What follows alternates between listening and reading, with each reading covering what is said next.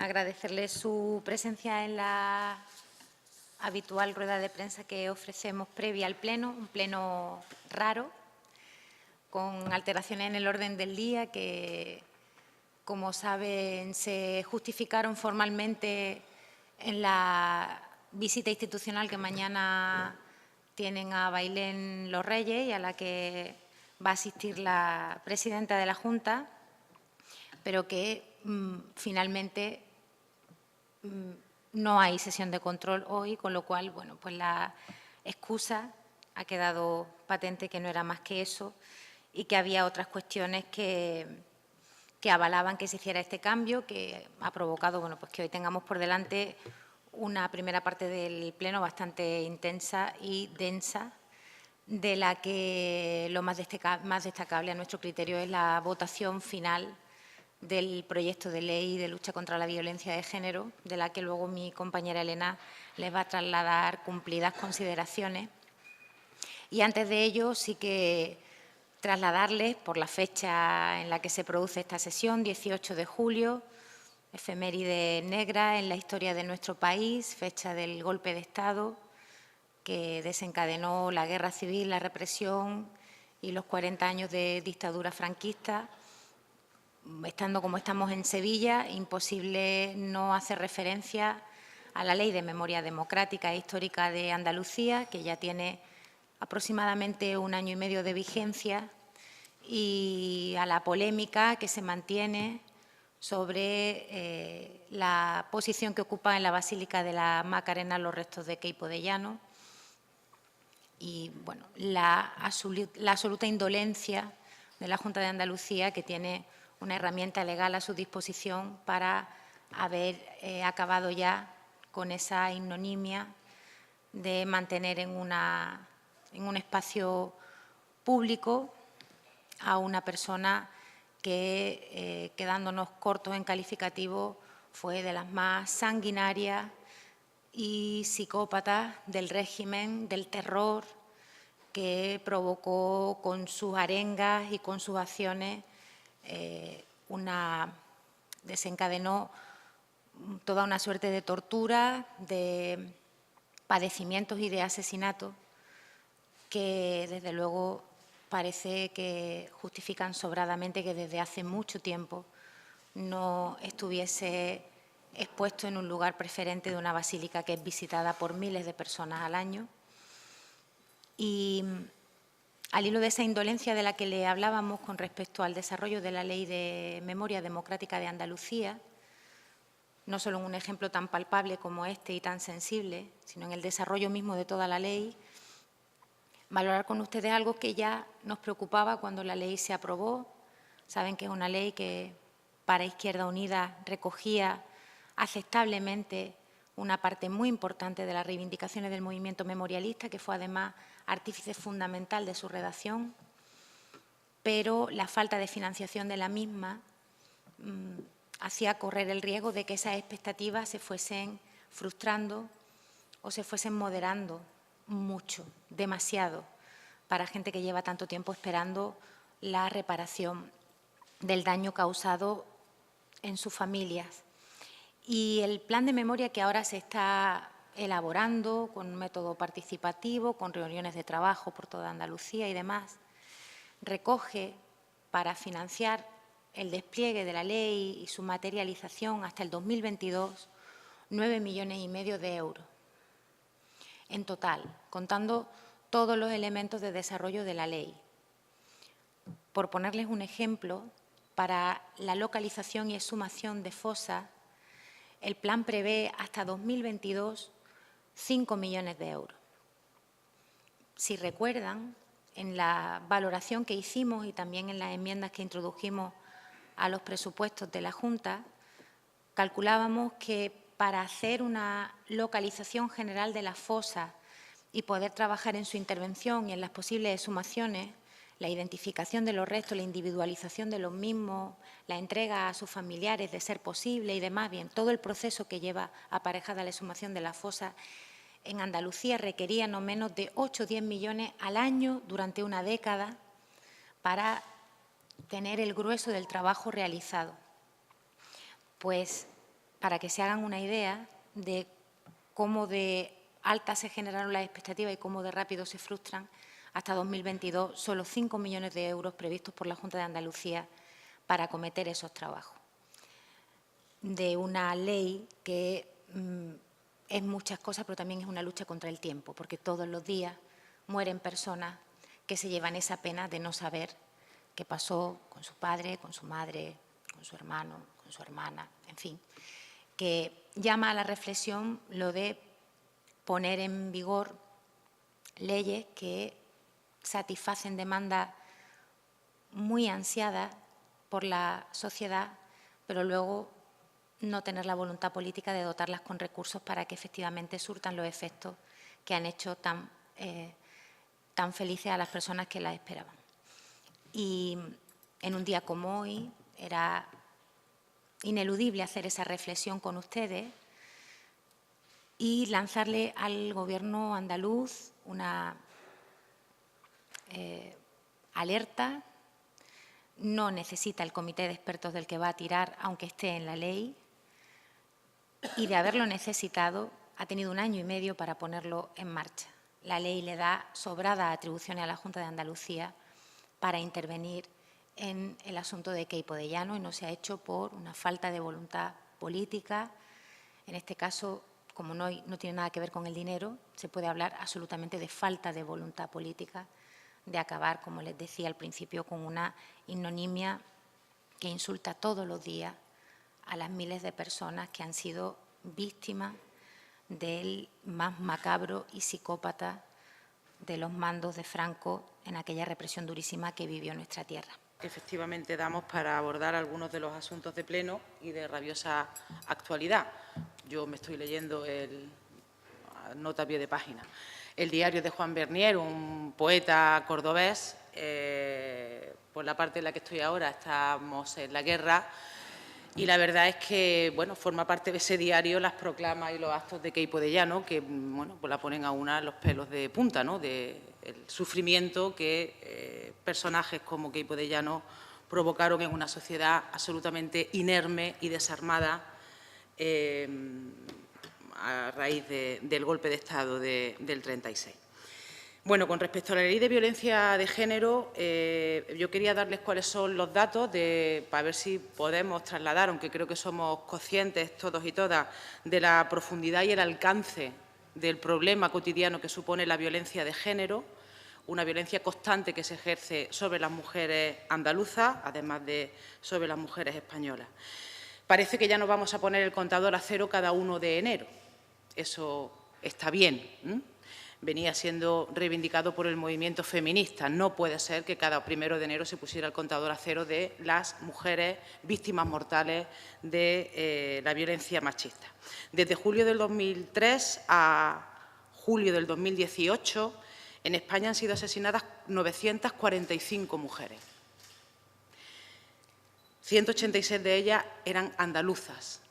En lo que llevamos de año, estoy dando datos actualizados a julio del 2018, en lo que llevamos de 2018, 21 mujeres han sido asesinadas, 6 de ellas en Andalucía. En este año somos, de momento, la comunidad autónoma con mayor número de víctimas mortales. En otros años hemos sido la comunidad autónoma que menos tiene. La verdad que así son los datos. La modificación de la Ley de Violencia de Género ha tenido introducciones en la ley que son positivas. La primera, más positiva, que nos parece, es que ya no solamente vamos a considerar este problema de 945 víctimas mortales a lo largo de estos años, las que mueren o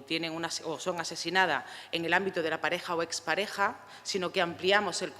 la violencia de género a todo daño o perjuicio o intento de daño que podamos sufrir las mujeres, independientemente de la relación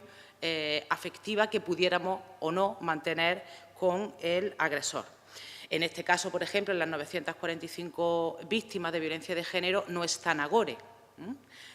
Es decir, que la profundidad del problema al que nos enfrentamos es mayor de estas cifras frías. Se han ampliado también, por tanto, la tipología y los modos de violencia de género. Se entiende por violencia de género cualquier acto de violencia basada en el género que implique o pueda implicar para las mujeres perjuicios, sufrimientos de naturaleza física, psíquica, sexual o económica. Comprenden amenazas de realizar estos actos, la coerción o las privaciones arbitrarias de su libertad, tanto en la vida pública como en la vida privada. Se han considerado un montón de actos como actos de violencia de género, desde la violencia de pareja o expareja hasta la trata, el feminicidio, la derivada de conflictos armados, la explotación sexual de mujeres. Es decir, que lo que esta ley trata es de introducir a las mujeres como sujetos de derecho, no solamente aquellas que tengan una situación de violencia de género de su pareja o expareja, sino todos estos casos que les estoy tratando. Se va a dar entrada, por tanto, a todas las mujeres en Andalucía que vivan o estén en una situación o hayan sufrido una situación de violencia de género, y además se hace independientemente de su situación administrativa, lo que popularmente conocemos como si son legales o no, y también independientemente de que hayan presentado una denuncia, que también era una reclamación de este grupo parlamentario y bueno, pues también del movimiento feminista. Esto antes no estaba en la ley. Se introducen también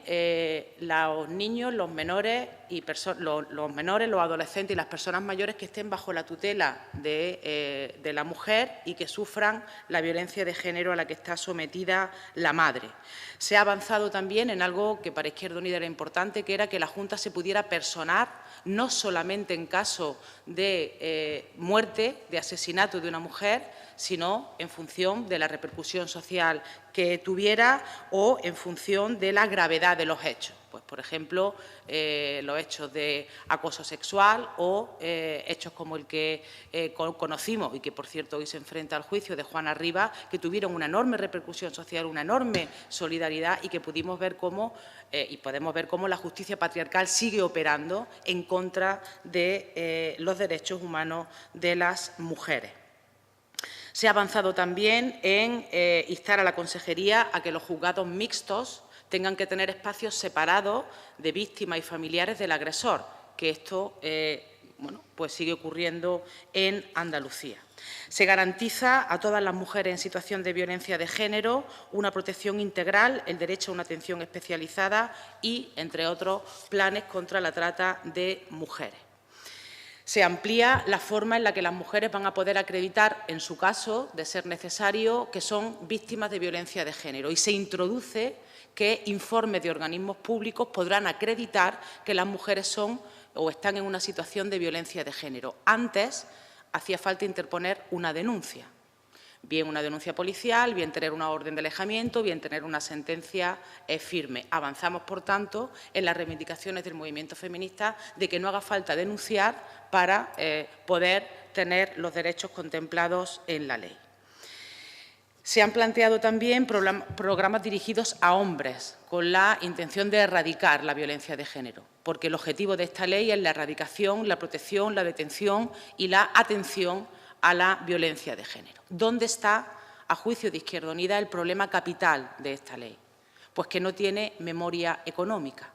Es decir, les hemos repartido el informe de la Dirección General de Presupuestos, en las que claramente se dice que la puesta en marcha de esta ley, con toda esa ampliación y con todo ese problema que tenemos de ese calado y profundidad, no va a necesitar más recursos de la Comunidad Autónoma de Andalucía. Y esto bueno, pues nos genera muchas dudas,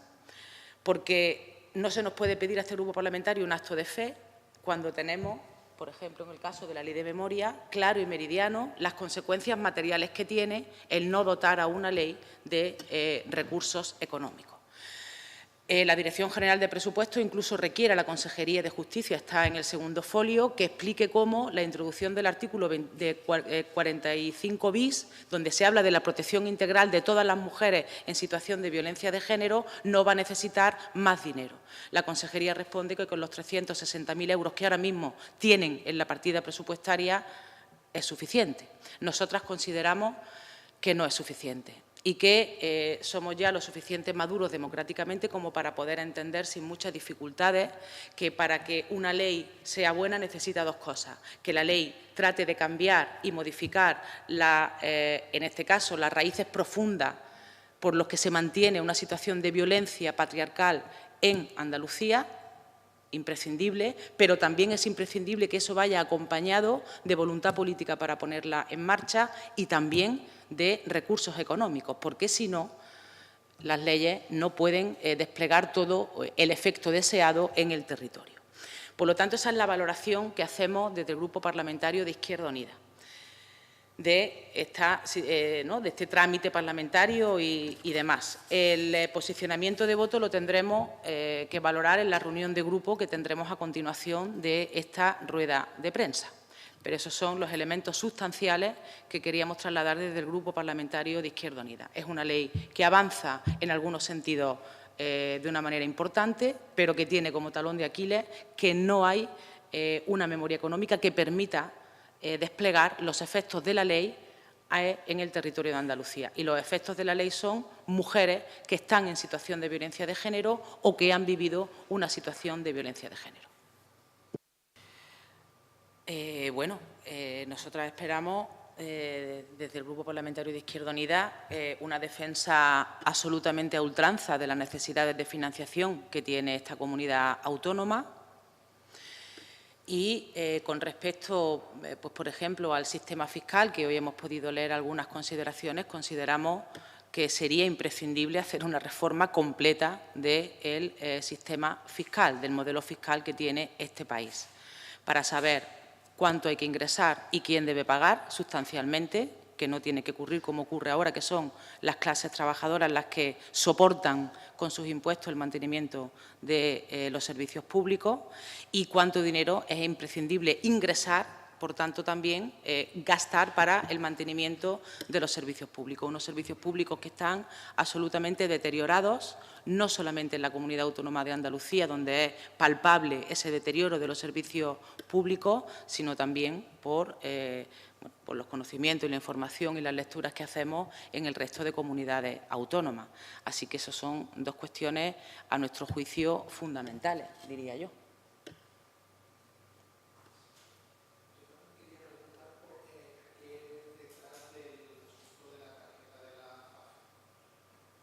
Muy poca vergüenza, básicamente.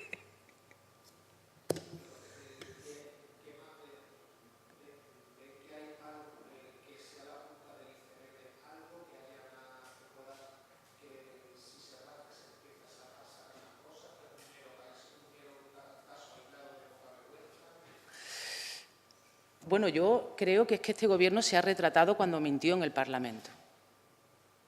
y no dio en sede parlamentaria, algo a lo que están obligados los gobiernos, una información veraz y fidedigna de lo que el Gobierno andaluz conocía. A partir de ahí es la propia Susana Díaz la que vuelve a traer a la actualidad un asunto como el de las tarjetas de la FAFE, que efectivamente no es que sea de una galaxia muy lejana, que estamos hablando del año 2010, pero el problema es que cuando el Gobierno y la presidenta permiten que se mienta en sede parlamentaria, está trayendo en la actualidad un asunto como ese, porque no se puede mentir, no se puede esconder la realidad en sede parlamentaria. Y, por tanto, eso es también una de las, ¿no? Esconde muy poca vergüenza, esconde una realidad de impunidad que hemos denunciado en multitud de ocasiones desde el Grupo Parlamentario, en la anterior legislatura, en esta legislatura, en la anterior seguro que también, impunidad a la hora de manejar fondos públicos, pero a lo que nos trae de actualidad es que aquella frase de ser implacable contra la corrupción, resulta que en esta 10ª legislatura el Gobierno de Susana Díaz ha mentido en sede parlamentaria y ha tratado de ocultar los datos que tenía sobre la utilización de esas tarjetas. Bueno, pues nosotras creemos que esa también es una de las realidades del caso de las tarjetas FAFE y que ahora tratan de ver cómo salen de ese entuerto, ¿no?, digamos. ¿Izquierda Unida también cree que debe haber dimisiones por este asunto, como han pedido otros partidos? Bueno, nosotros pensamos que el consejero de Empleo debería de hacérselo mirar y que debería de dimitir. No se puede mentir en sede parlamentaria, no se puede naturalizar por parte de un Gobierno que ha defendido y que ha dicho por boca de su presidenta una y mil veces que van a ser implacables contra la corrupción, mentir en sede parlamentaria y quedarse tan pancho. Porque, claro,